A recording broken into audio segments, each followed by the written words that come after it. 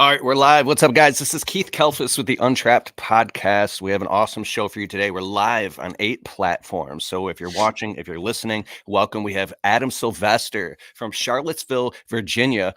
He's the owner and founder of Charlottesville Lawn Care. They do about $375K per year, but he also started a second business, completely separate business and totally different shops. It's a gutter cleaning and installation business. And he's going to talk about, uh, multiple businesses. Should you start a second business, and how do you do both at once? That's kind of a crazy thing to consider. I do that, and I like having a lot of pressure on my shoulders. That's how I perform, and I get bored easily. So I like to do things. He's also the host of Masters of Home Service, the official Jobber podcast. And so actually this show is brought to you on behalf of Jobber. I'm wearing the Jobber shirt right now. Well, I'm a Jobber ambassador, and it's the software that we run our service businesses on. We could do billing, invoicing, payment collection. It's now integrating this amazing AI stuff that you can follow up with your customers on autopilot. They have marketing tools. You can get reviews. It literally is a thing that when I talk to other lawn and landscape people and people in the green industry, they were like, dude, Jobber is like taking your business to a next level of professionalism and ease. It's like having a virtual assistant. And so anytime you want to try Jobber, you can get a totally free 2-week trial of Jobber software.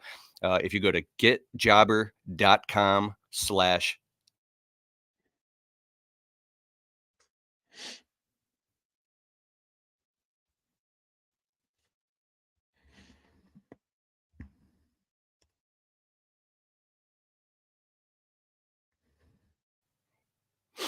And we just started the show, and can you hear me now? Yeah, I can hear you. Did I lose you? Sorry about that. I'm not sure what happened. Sweet. So what's up, bro? You're running 2 businesses at once.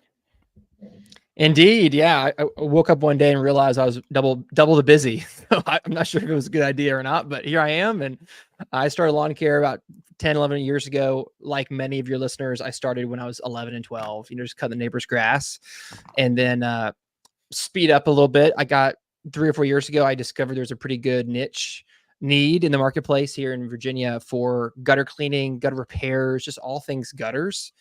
And so I started a business after meeting my buddy Donovan Questenberry down in North Carolina, who showed me the ropes. And here we are.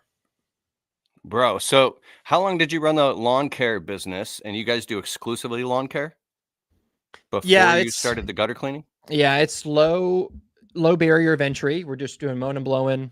We're doing 2 or 3 yard work jobs a month, maybe a $2,000 or $3,000 mulch job, that kind of stuff. But I have a very small crew, and we have a pretty high profit margin. It took me a long while to get to that point, because at one point we had people that weighed 400 pounds and didn't belong to work here, and I wasn't making any money.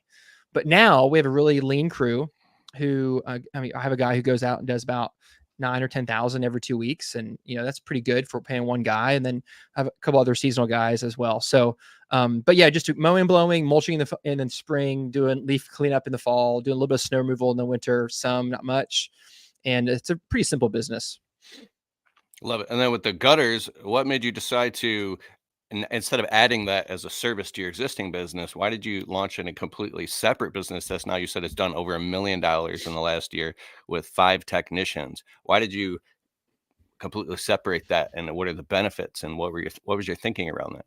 The reason evolved in the beginning, it was, I just didn't want to be a jack of all trades, master of none. I didn't want to be that guy, because what I did in the beginning was for about 2 years, I was subbing out gutter cleaning to a guy in town who I knew who liked cleaning gutters. And so it was very easy for me just to pawn my clients off on him. We would pay him. He was a 1099. I'd collect money from the client. It was pretty simple. And it was almost more of I just want to be convenient for the client. I didn't want to tell them no. But but in the summer of 2020, once I realized there was more to it than that, I realized, you know what? I don't want our clients to have to call the lawn care guy to clean their gutters. I think there should be a differentiation. Same reason that they wouldn't call the lawn care guy to fix their toilet or their HVAC or their windows or anything, like, right? Like, why in the world how did gutter cleaning get roped into lawn care? I'm not sure when that happened or who did that, but so I'm actually on a mission to try to break that assumption. And so when people say, oh, you do lawn care, do you do gutters too? As a matter of fact, we don't. My guys keep their feet on the ground. Now, if you want gutter cleaning, my other business does that because they're gutter technicians or gutter specialists, but there's really no overlap. And so so it evolved for me over time, but that's why I just don't want to be a jack of all trades. Now, what is your primary role in the business, and how has the role evolved from when you started to get to where you're at now? So I'll answer that after I answer another assumption, which is I have a do-over. I started my lawn care business first, made a lot of mistakes, made all the mistakes your listeners have made, probably more. And so when I started Gutter Pros, it was a way for me to correct all those mistakes and not do the same stupid things again. And it was a lot easier the second time around. And one of those things was, what's my role going to be in the business? And like so many people, I was trapped, just like you say, I was trapped in the business in multiple ways, not just by doing the work. I was trapped in all kinds of ways. I wasn't profitable enough and all this kind of stuff. And so my role in Gutter Pros now it's the same as it always was. I never did any ladder work whatsoever. That was a requirement for me because one, I didn't have time. When I opened Gutter Pros, I was still pretty involved in Charlottesville lawn care, so I just didn't really have the option to do both. And so I don't do any sales. I don't do any of the work itself. I don't go out with the guys unless it's like 4 or 5 times a year to like watch and observe. But I'm there in the morning. Basically, I'm a glorified dispatcher right now until we get someone better in place to do that kind of stuff. But I do some dispatching and I do all the marketing and all that kind of stuff. But the technicians do all the upselling. They handle all the sales. We do book people. We do book people immediately when they call. And so I'm constantly training my office staff to be better at that, because that's a huge piece of our business, is booking people. We want to solve their problem immediately, not just like, oh, we'll call you back later with a quote. We'll send you. No. They call. They want us to solve their problem now. And so my perspective is like, how do I make sure we solve clients' problems as quickly as we possibly can? Wow. So, it's funny. I just reminded my friend Joshua Ladimer. Oh, I love Josh. Yeah. He spoke at my marketing ROI live event a few years ago, and he told a story. He said that he was in a mastermind group. There's about 40 business owners there. He said, if you're doing, this is him talking. He said, if you're doing it was like $1 million a year, less than that, sit down. A bunch of people sit down. If you're doing like 5 million, or sit down. And he went through this thing and it kept going up on the numbers. And he said we finally got to like, 15, 20 million a year. And there was 2 guys and then 1 guy left standing. And then he made more than anybody else in the room. And he was just this kind of like nerdy guy with glasses who you would never think. And then everybody looked at him like, what is your business? What do you do? He goes, gutter cleaning. No way. Yeah, really? He's like, and just gutter cleaning. You just do gutter cleaning? What else? Just gutter cleaning. And like, I'll be darned. And he's like, no, we're the #1 gutter cleaning company in our state, and we're the best in the world at one thing, and we do that over and over and over. So it's like, it was fascinating to me because I've cleaned a lot of gutters. And I've liked to be the only guy that goes on the roof, and I've ran around with a backpack blower, and I've blown out muddy, wet gutters all over somebody's very nice, freshly painted white gutters or soffits or siding, and then was like, why did I do that? And we'd have to rinse and clean it all off. We've made stupid mistakes and stuff.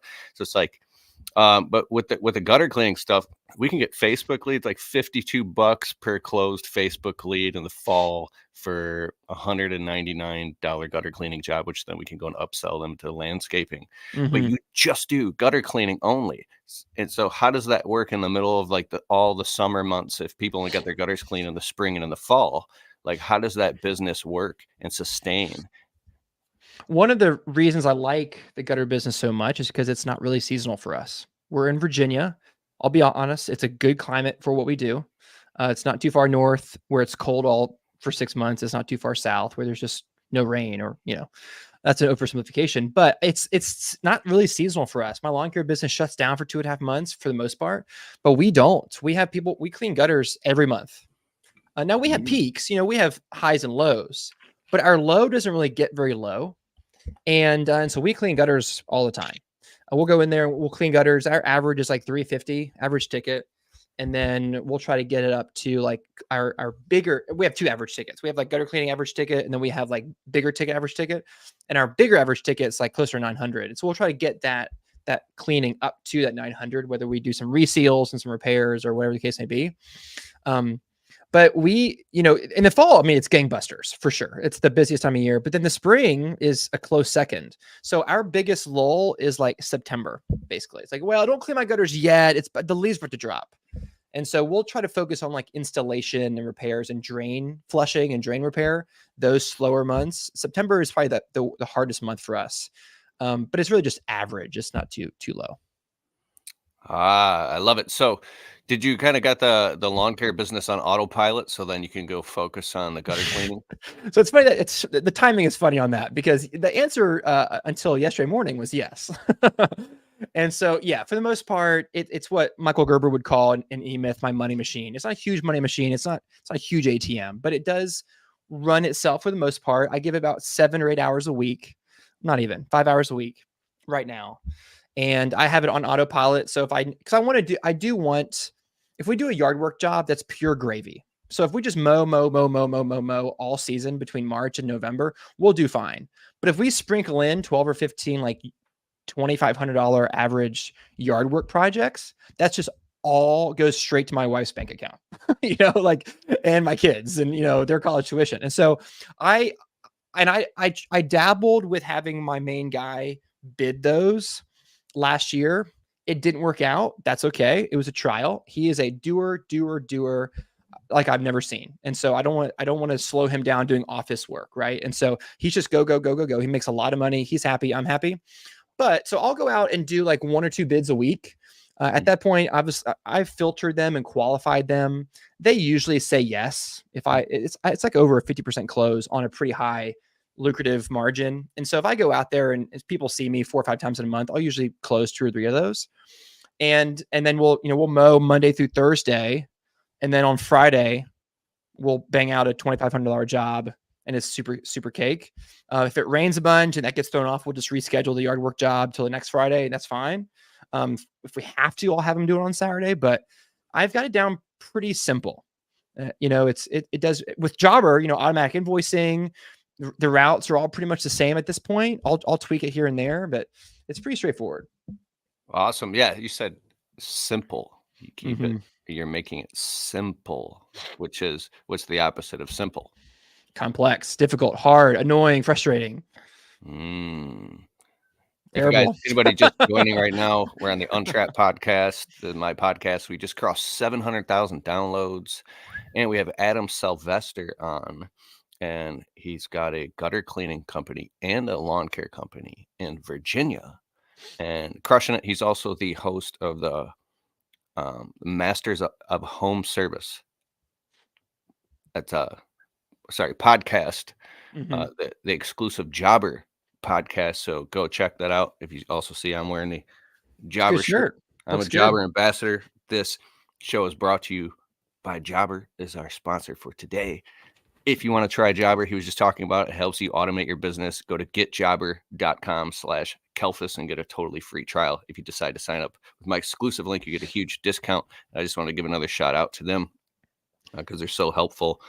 And I see some comments coming in. I'll get your comments in a little bit. But earlier, and I see all you guys in the comments, and I just want to acknowledge you and say I appreciate you. I see all you guys on live right now watching this. So awesome. You could be anywhere, but you're here right now with us. So before we started the podcast, I asked you, what is your superpower? And you replied, Adam.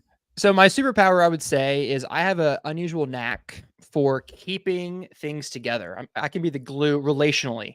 And so if there's a lot of drama, if there's a lot of conflict, if there's a lot of frustration among the team, I just have a knack for making things better. And so a week later, people's like, I don't know how you held I don't know. Just like Abraham Lincoln held the North and South together. I don't know how you did it, Adam, but it's just something I've learned about myself over the years. And so I've learned that it's better to listen than to talk. I hate when people assume. I don't know if you know about this, but I hate when people jump to conclusions and interrupt people and cut people off and think, well, I know that. Well, no, you don't know. And so I've just learned, some of it's just like really simple relational stuff, but I know a landscaper who, he won't just I'm not going to cuss on here. He just will not just shut up. Just shut, zip, just stop talking for 2 minutes and just listen. They like he's a landscaper who automatically assumes and then starts over talking everybody. And I just want to press the button that makes the ground open up. And then he's like, "Oh!" I'm joking. I'm totally kidding. But I mean, just like, but anyway, so if you are, sorry, if you are dealing with like drama, conflict, and all these type of things, and maybe it's high tension, stress, everybody's really busy. What are some of the tactics and things you've learned about restoring the calm? So I know one of the things that my guys will tell you if they ever ask you is that they always will say that Adam always gives us the benefit of the doubt every time. Doesn't matter if the client calls, well, your guy was here and they left trash all over the driveway and they didn't clean that gutter right and this and that. I'll say, okay, I'll listen. And when I talk to the technicians, I'll say, hey, let me tell you what the client said. The client said that you left trash all over the driveway. The client said that you didn't clean the gutter out right. Now, I'm not sure how they know that because unless they got on a roof and they I didn't. mean, So trash. Are you talking about like they blew or they cleaned out and they left yeah, or mess just all over the place? any complaint they could come up with, any kind of debris, Hmm. any kind of complaint. What I don't say is you guys left debris on the driveway. That's totally different. That if I say you guys did X, Y, and Z, then what are they going to do? They're going to defensive and deny it, all that kind of stuff. But I say, hey, the client said, I don't know what happened. All I'm saying is I'm just relaying the conversation over to you. Let's go check it out and see what happened. Now, you and I both know that they probably did what the client said. They did. But there's just two different ways of going about it. Maybe the client misunderstood. Maybe the UPS guy came in right after us and left trash all over the place. I mean, that's possible, right? And so assuming the worst just because the client said so, I found the client is really not very reliable. And so giving my guys the benefit of the doubt, they say, hey guys, we don't know what happened yet. Let's go back and check. The client said X, Y, and Z. I don't know what happened. Let's go see. Instead of saying, you guys getting all mad and irritated them and saying, you guys always leave trash all over the driveway. That's just not the way to run a business. That's not the way to lead people effectively. Now, if you don't want to be effective, you can do that. But if you want to be effective and run a business where people want to work, then you need to give your guys the benefit of the doubt. Don't assume that the client's telling the truth. Don't assume that one employee is saying the truth about another employee until you get both sides of the story, right? And so there are just things like that I've learned really go a long way in a relationship that you can't just neglect. You're reminding me of a couple books that I've read recently on audible.com. One is called Crucial Conversations, and the other one is called Difficult Conversations. Is that Henry Cloud or is that somebody else? I think so. I usually remember Yeah. every author, but that's the books, and they're phenomenal, and they run you through role playing of conversations and stuff like that. Totally. Yeah. Yeah. Because you and I, we've both been in a situation where someone was jumping to conclusions. Someone started saying something like telling a story, and someone else just goes, I know what you're going to say. And that's not what happened at all. And this, and this, and this, and this, and this, and this. And everyone just rolls their eyes because the guy's making a fool of himself. Right. And you didn't let me finish. What I was going to say is everything opposite of what you just said. Oh, sorry. It's like, well, that could have been all avoided if you just listened. If you just like use both ears and one mouth and just against every temptation you have to blurt out some stupid response, just listen. Because here's the thing, if they're doing that with each other, they're doing it with clients too. And that's definitely not good. So it's not easy. If it was easy, everybody would pay. If it was easy, everybody would do it. If it was easy to run a business and teach these skills to your team. But here's the thing. A lot of these guys go home to their wives, to their kids. One of my guys just had a baby yesterday. So it's his first one. Very exciting. And they go home and they treat their wife and their daughters and their sons, their parents, whoever, the exact same way they treat you and me at the office on the job site. And so if we can teach them these skills, hey, why don't you just stop and let him finish? Hold on. Just let him finish. And then you can respond. Hey, let's not assume the worst here. Let's go into it with an open mind and see what really happened. Because you might be surprised. If we can teach those skills to people, then what are they going to do? Over time, they're going to take those skills home. And their wife is like, gosh, you listen a whole lot better. Man, yeah, I appreciate you listening to me so much better. Well, yeah, they're skills that Adam taught me at work, on the gutter site, right? Like the work that we do matters. And the impact that we have on our team matters. We're not just like cleaning gutters. We're not just cutting grass every day. We're not just pulling weeds. The things that we do matter. And I've had guys tell me, hey, Adam, the sales book that we just read over the last 3 months changed everything. It changed everything. I ask the right questions. I listen. I ask better questions, follow-up questions. I talk to people in a way that's persuasive, not manipulative, but persuasive. Like I had a guy just told me it totally transformed his whole mindset at home, not at work, at home. It matters. What we do matters. Bro, you're giving so much good insight. It was triggering me about a minute ago because I started thinking about like, man, if there's some narcissistic people in your personal life or personal circle that you might have to deal with that are maybe toxic, but then when it comes to I don't even have any tolerance to deal with a narcissistic or toxic. I'm sorry, that's an extreme thing to say. Maybe employee or client. I just don't. I just next because but and I'm not saying that you said that, but it seems like you have this knack to be able to work through because you have compassion and you can see it. It's leadership. It's leadership, and to build a great culture means that you actually care and you're willing to navigate through those scenarios, and that's powerful. So where did this come from in you to be this, and what sparked that so you could work that muscle? So maybe anybody listening who wants to work on that can. I think some of it is nature and some of it's nurture. I think I'll be honest. I think I'm dispositioned to be more of a peaceful personality. I think I'm high S and high I on the disc. I honestly think that someone who's high D just naturally is wired differently than me. It's going to be harder for them, but they can get better. Let's be real. And so I do think I have some natural tendencies towards it, but my parents were this way. My parents were extremely easy to, they were just so good. They were better than I am. They're just really good at keeping people on the same playing field. If there's conflict, they're just really good at conflict management. Now, here's the thing. All the books I've read, I've read Dale Carnegie. I've read every book. That's an exaggeration, but you know what I mean? I've read so many books on how to manage, how to lead. I love the 1 Minute Manager. I love Manager Tools. I love John Maxwell. I love all that. John Maxwell's old school now, but I just love all that stuff. And so it's seeped my brain over the last 15 years, and that makes a difference.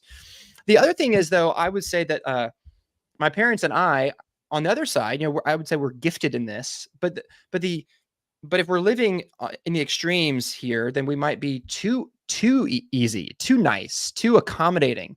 I heard a friend told me it's on my wall at the shop that you don't get what you preach, you get what you tolerate.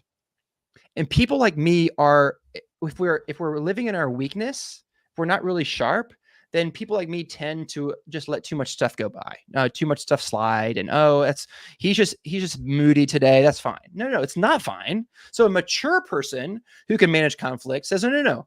I have limits. I have boundaries. That behavior that you just did is not okay. That's not how we behave here. But someone who's weak and is immature in this conflict management topic we're talking about will say, it's okay. No, it's not. It's not okay. And so it's not okay to come into the shop in the morning with a frown on your face and your shoulders are slumped and you walk by everybody, you don't really say hi, you go straight to the bathroom. That's not okay.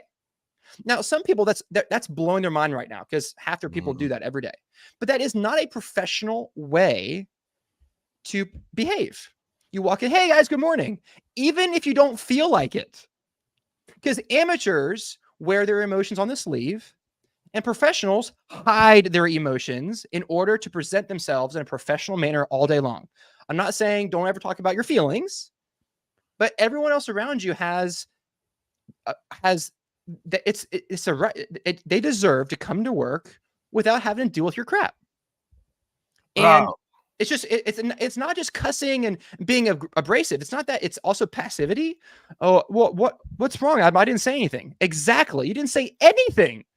What? That's not. We're human beings. We talk to each other. We say, hey, how was the game last night? Hey, how was your date last night? What are you doing this weekend? We talk. You can't just walk in. So that's an acute example. But on the job site, we're not going to shout across the yard on the job site. If you want to talk to me, you walk over And we have a normal, hey, come over here. That's so awful. Like the That's clients don't want 90s, that. bro. Bunch of dudes on Yeah. a roof swinging a hammer or something. Ah, blah, Yes. blah, with dropping Yes. F words and stuff, and they having rock and heavy metal music blasted. No music. Yeah. I So let a guy you know what I'm go talking about. because he would have these he would get anxious and he would start shouting obscenities right in the Mm, middle. We're in a nice neighborhood and you know, we're working, and I'd have to talk to him over and over and over, and it's like I would just cringe. I'm like, dude, I've worked so hard to make sure we have a professional presentation, right.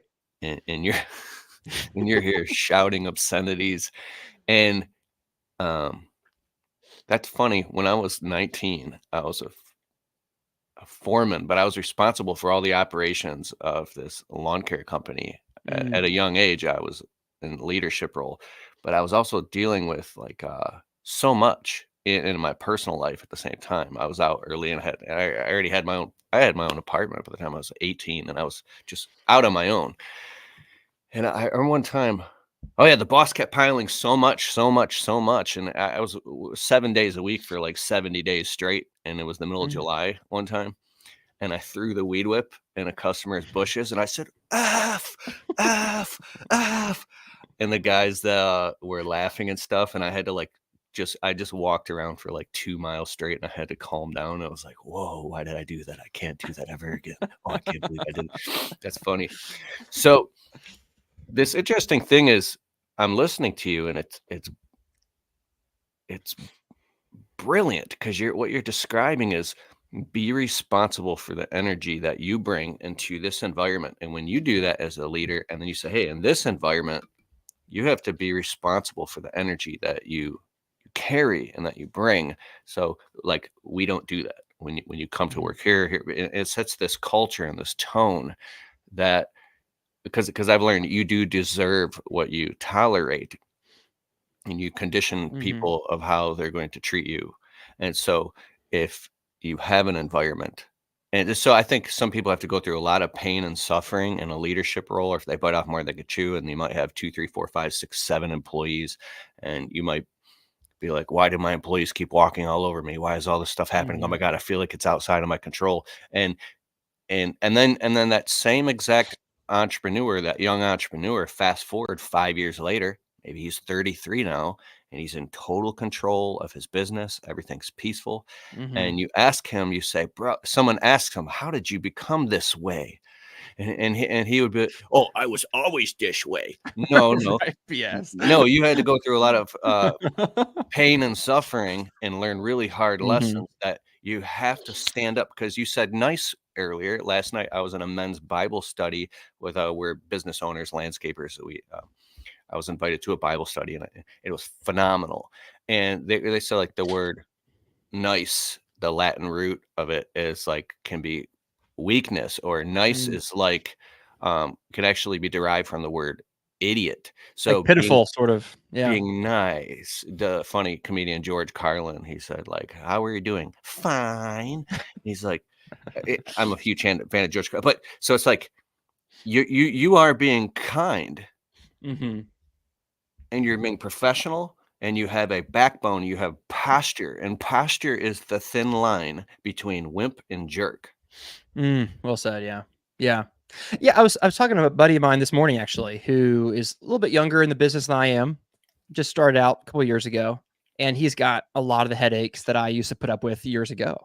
And he was telling me, all your listeners are gonna laugh. He was telling me, and then he said this, and I couldn't believe he said that to me, and he wanted more money, and he said no, and this kind of stuff. And it's so obvious to you and I, because we've done this for so long, but to him, it's not as obvious. And so basically what happened was this guy said his employee said something really disrespectful and completely out of line to my friend. And it took my friend completely off guard. Who's raise your hand if you've ever been in a situation where you're taking off guard? You just didn't know what to say. And I said, you do have to you have to grow that muscle and learn how to respond and stuff. But here's what I told him. I said, dude, don't ever let an employee talk to you in a way that you would never talk to your boss ever. If you would never say that to your boss, if you had a boss, then don't let them say it to you. And that's not easy. That is a muscle you have to develop. And it took me a long time to develop that. I've got it now. And if someone said things that my friend was saying, I'd be like, no way, no way, but I made the same mistakes he made. And so don't ever let your employees talk to you in a way that you would never have the same standard for them. If they start going off and saying things that you don't appreciate or out of line, you have to stop them right there and say, whoa. That's not going to fly. It's like, I'm your boss. And I used to think boss was a bad word. And I used to really didn't want to wear that hat. It made me really uncomfortable. And, oh, we're just friends. Oh, we're just on a team. And here's the thing. If they went out to dinner, they would invite me. It's like, I'm not their friend. I'm not their teammate. I'm their, the coach, maybe the coach doesn't get invited, but this whole idea of like, oh, we're just all a team here. They don't see it that way. I'm the boss. And so now I want to be a good boss and a good leader, all that kind of stuff, obviously. But here, I've become a lot more comfortable, and I hope your listeners will too, become a lot more comfortable wearing the hat of the boss and holding the line where the line must be. That's the boss's job. Whoa. Do not talk to your coworker that way. It's not okay. I'm not going to, don't ever do that again. Oh, sorry, boss. I appreciate that. That's all it takes. It takes 5 seconds to hold a line. It doesn't have to be this big, huge thing. It doesn't have to be this huge conversation. Hey, come to my office. We're going to have this big, huge talk. It doesn't. Whoa. Hey, just like when someone hits an edge wrong with that weed whacker, you say, hey, don't do it that way. Do it this way. Let me show you. Okay. Can you do it that way? Great. And you're done. It takes 15 seconds. The same thing can be done with technical skills as with like emotional communication skills, because everyone's a bad communicator. Everyone. Until they learn how to communicate well. And so you don't have to have this whole big thing. You can you steer people. And the analogy that I use, then I want to hear what you think about this, is if you're driving down the road and you're on a straight road, okay, what do? You can't just lock your hands on the wheel and not move it at all. You'll end up in the ditch, because you have to, even though you're straight, you have to move the steering wheel back and forth a little bit to stay on, on the road. What we tend to do is as managers and leaders, we tend to put our hands on the wheel at 12 o'clock and then just hold them there until we are in the ditch. And what that means is, hey, why is this idiot? He doesn't know what he's doing. And why does he do it this way? And you come in, you get all fired up, you get all mad, you're in the ditch, and you say, what? Well, I've never been taught any different, Adam. You never showed me. But instead you say, hey, don't do it that way this time. Okay, great. And hey, next time, hey, don't do it this way. Hey, don't do it this way. And you're doing this constant adjustment. Hey, don't do it that way. Do it this way. Great. Hey, I like the way you're doing it. Keep doing it that way. And these little, otherwise your guy ends up in the ditch, and he's frustrated. He doesn't want to be in the ditch either. But we wait and we wait. We don't say anything. And then finally, you're doing a terrible job. You're fired. It's like, that's not the way to lead. The way to lead is these little adjustments driving down the road.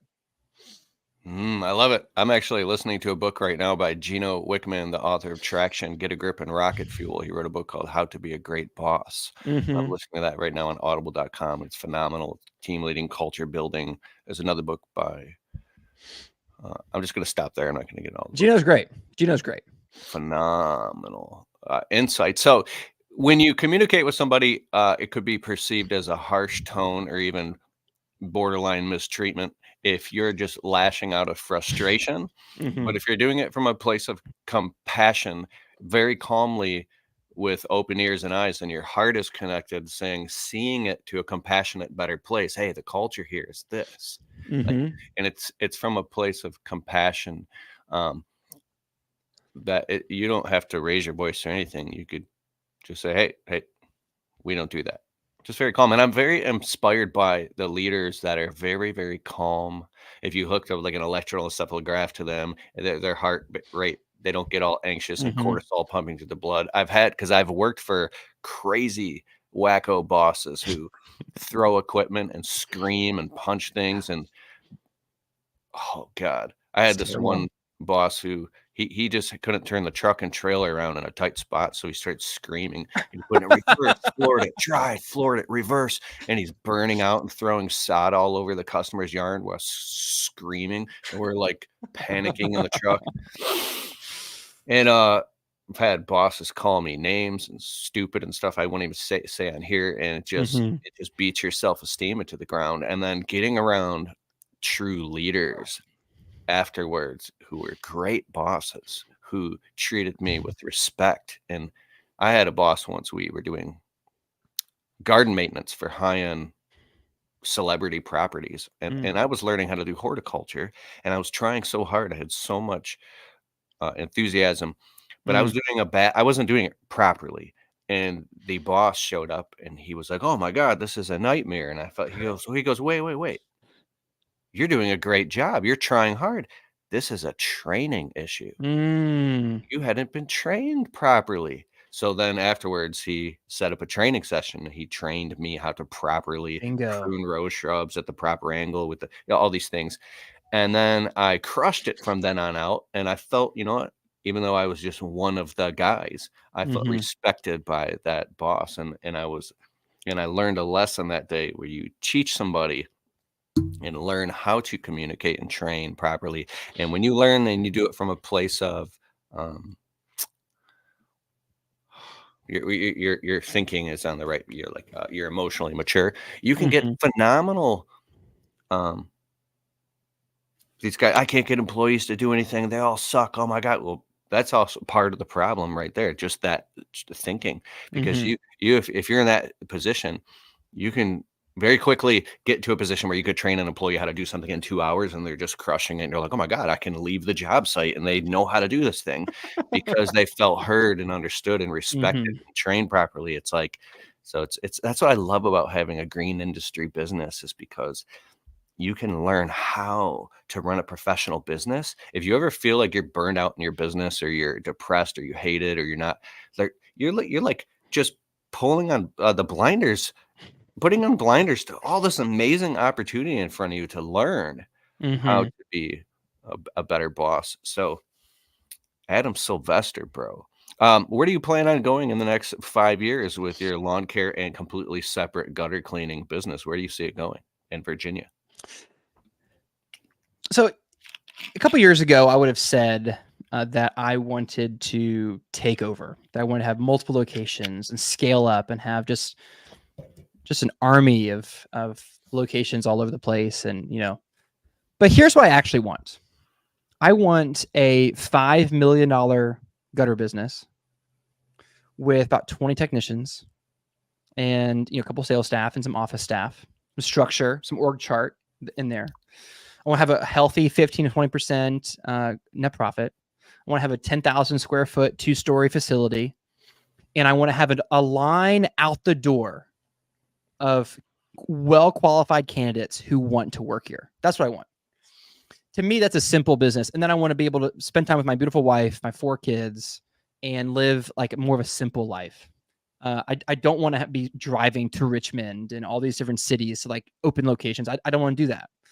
And so I used to think I wanted all this grandeur and all this huge stuff. But like a $5 million business with a strong team in place, that sounds like the holy grail for me. And so I think we'll be there in 4 or 5 years, and then maybe sell. Who knows that my lawn care business is doing well. I thought about, well, it's still going strong. It's a simple business. My guys are happy. At least I I think they are. Um, and but like that's a simple business. The rent's cheap. We have a great reputation in town, and there's just no reason to do anything with it for now. And so that's just going to keep rolling. But here's the thing: I started the Charlottesville Lawn Care because I wanted to be a business owner. I never had the technician mentality that Michael Gerber talks about. I never had the employee mindset. I always wanted to be, because I never worked for anybody else. I never cut grass for anybody else besides me.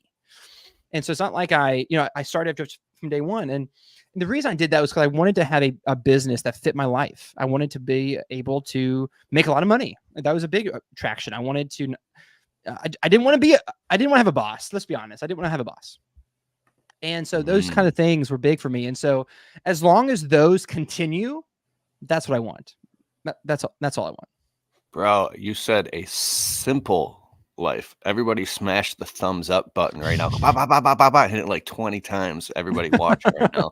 He said a simple life, and put simple life in the comments. That's so powerful.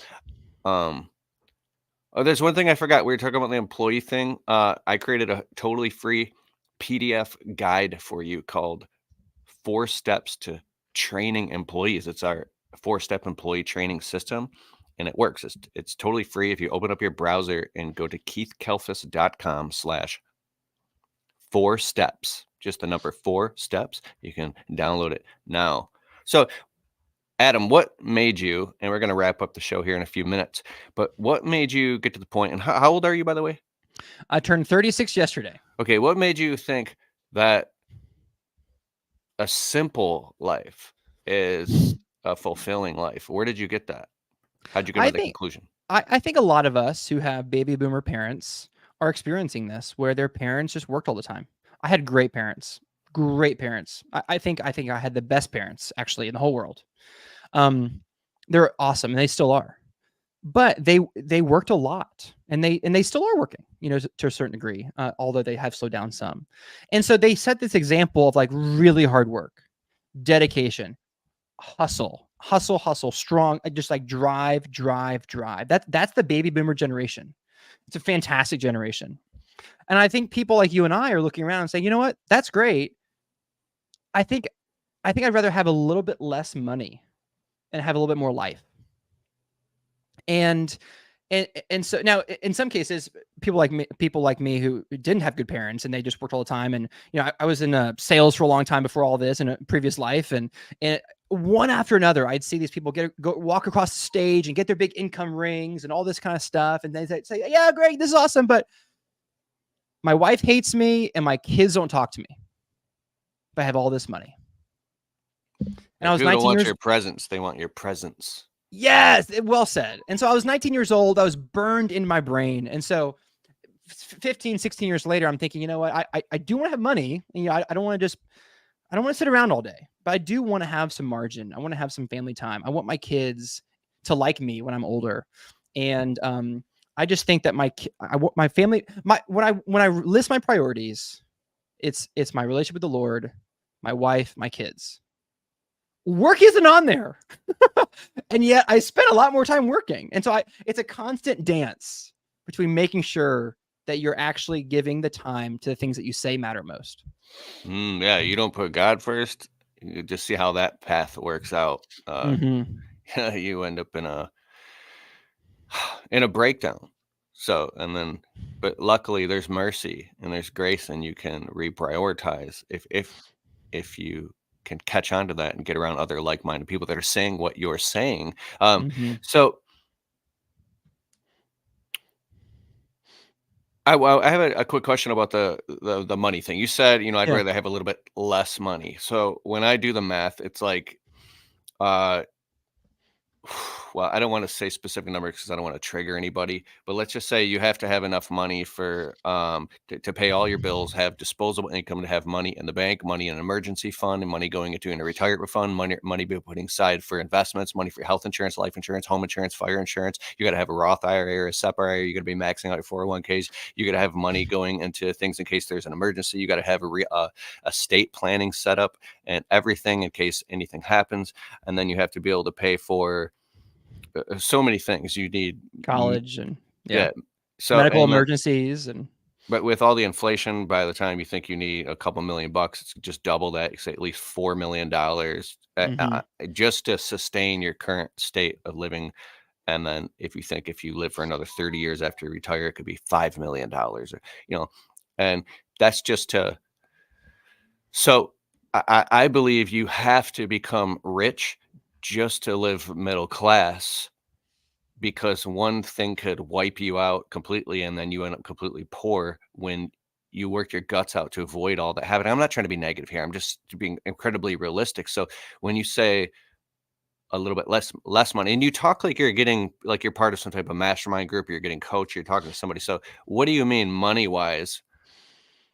When you the way I said that was intentional, because I was trying to make a point of like the difference.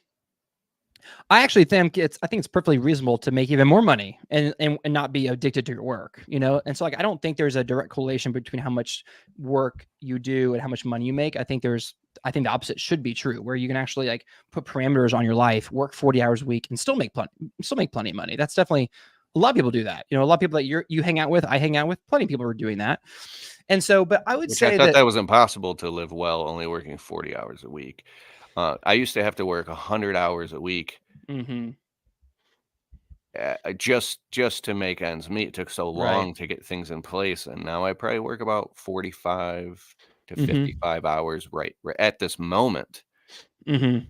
Um, Yeah, same here. I'd say I'm around 45 to 50. Um, yeah, and so like I would say a couple $100,000 a year of income, maybe 2 to 300,000 income with a little bit more distribution on top of that. As long and then of course we have 4 kids now. Maybe we'll have more kids, so you probably need to increase that accordingly, that income. But I think that we don't need to have a big huge house. We can just live in a normal house where we have some land and stuff. And hey, um, quick question: if you have 4 kids, are you thinking like, oh my god, I got to put money away for all their college and all these things? Is the pressure like crazy high? Because you seem incredibly calm and happy and resourceful. Like everything's great. I have a 7-year-old son down to a 6-month-old. And so, yeah, I mean that's starting to become a factor. Like, okay, we do need to, of course, I went to college, but I didn't want to. And so I went to it. That's a long story, but I'm not really hoping my kids all go to college, right? Now, my wife, who's an engineer who loves school, but we homeschool our kids, and I think they'll be really well rounded, and they can do all kinds of things when they get older. But I do want to have some money aside for something that they can do, and so they want to go to college. I want to have some savings for that. So, but yeah, I think that the there's not a whole lot. There's pressure, but doesn't help to get all worked up over it. I guess. So back to your saying your skill of being able to maintain a calm, Yeah, I'd say so. Yeah. bro. I love what you're saying, and just listening to you talk and listening to your resourcefulness. It seems like you've built a toolbox that you know how to access calm. And so, final question: Yeah. how are you working on the business as well as working in the business and strategizing and planning and making this future happen? What is your how do you block and tackle that? How are you calendaring that out? Who are you getting mentored by? Things like that. I can answer that in a couple different ways. One way is I set aside Wednesdays to be my productive projects day. And another way of saying that is that's the day I really work on the business. And so I don't go into the shop on Wednesday mornings because let's be real. I mean, I drive to the shop, shoot the breeze, get the guys out the door, shoot the breeze some more, get my truck. It's just so much. There's so much waste and transition. So I'm trying to eliminate transition in my life, but that's a different story.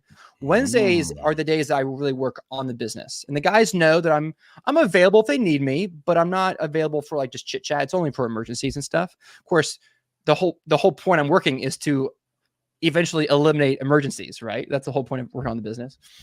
So that's one way I'm doing it. To be more specific, I'm doing a lot of I shouldn't say a lot. I'm doing more and more role play with my technicians. Okay, let's practice how you ask for a review. How do you ask for the upsell? How do you talk to the client? And just practicing and teaching them, because that's an investment in the business. If I can get my technicians from a A- to an A+, that is working on the business, making sure they're better in the future. Um, Mm. and then on a really big scale, I'm in Breakthrough Academy. It's a business coaching program. I've been in it for about almost 2 years now. BTA, it's a Canadian group. They're great. It's for contractors and stuff. And I was at their big event back in January, and Mike McAllowitz was speaking. And I like Mike, but he was better than I expected. I mean, he spoke for 2 hours. It was great. And he nailed The it. author of Profit First. Yeah, exactly. So I've read his book a bunch of times. I like Mike, and I really respect him. So he's speaking, and at the end, he said, "Hey," and he said, "Guys, people always ask me, Mike, what's the one thing? Mike, what's the one thing I can do to make my business better? What's the one thing? What's the one thing? What's the one thing?"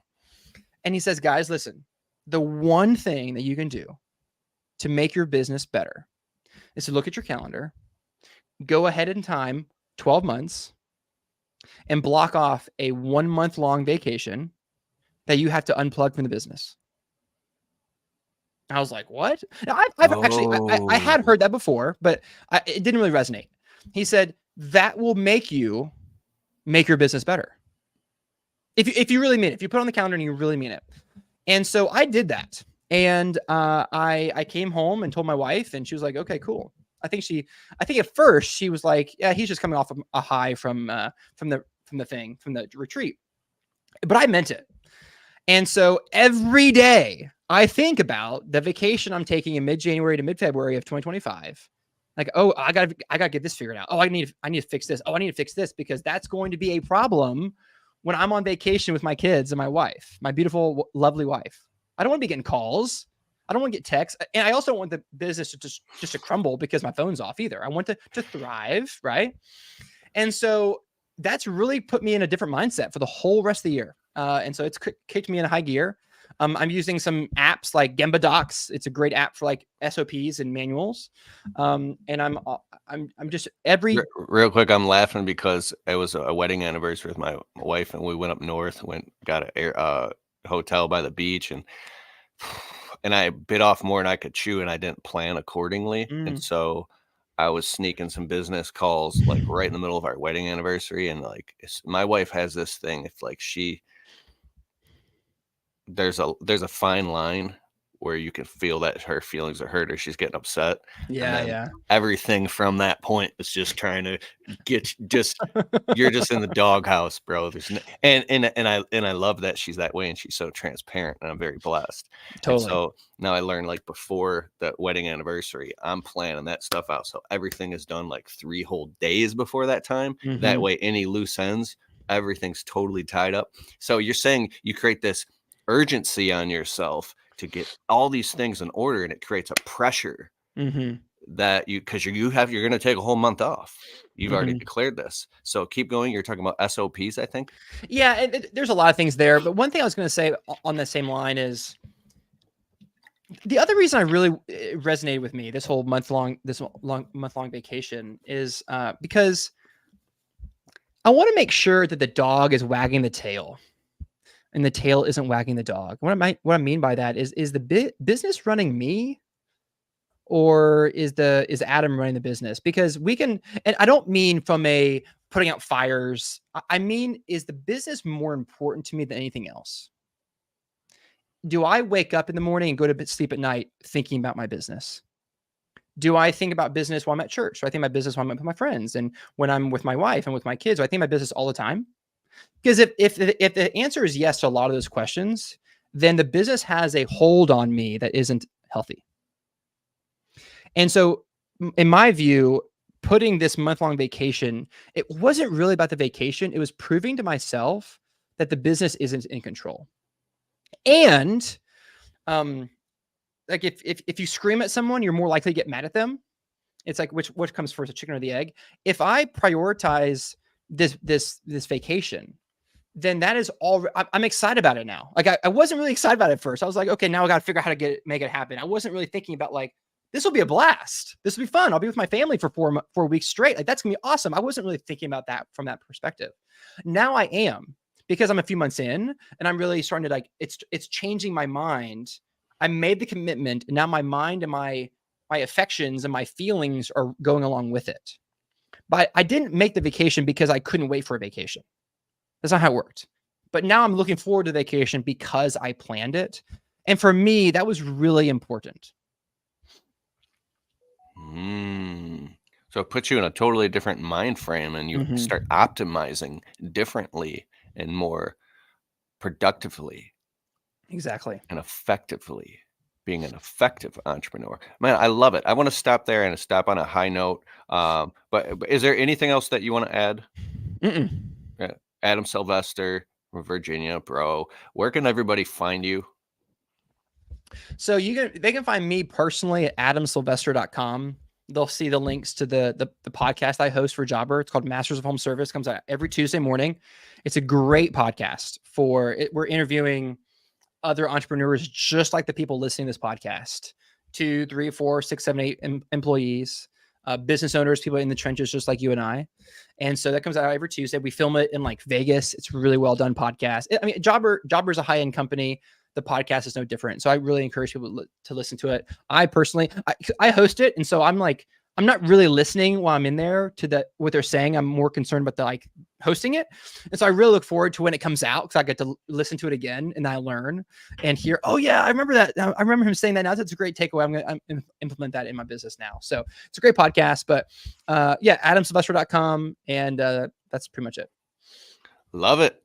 And also quick shout out in the comments, Tyler the Gamer, Robster 760, Total Tech, Steez Magie, Tyler Blue, Michael A7, Bassmaster, what up though, Alex 1, Mando Ramos, Adrian, Eric Grant, Bill Hall, Beans and Cornbread, Croupins, Poopin' Scoopin'. Erica Crouppen is out there. Good. I love Erica.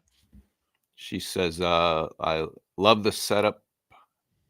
And the Jobber podcast is amazing. We got Bill Hall cracking some funny jokes. He's always good for some funny jokes. And anyways, Adam Sylvester, Masters of Home Service podcast. Thank you so much for being on the Untrapped podcast. You can listen to this episode in its entirety on Apple and Spotify.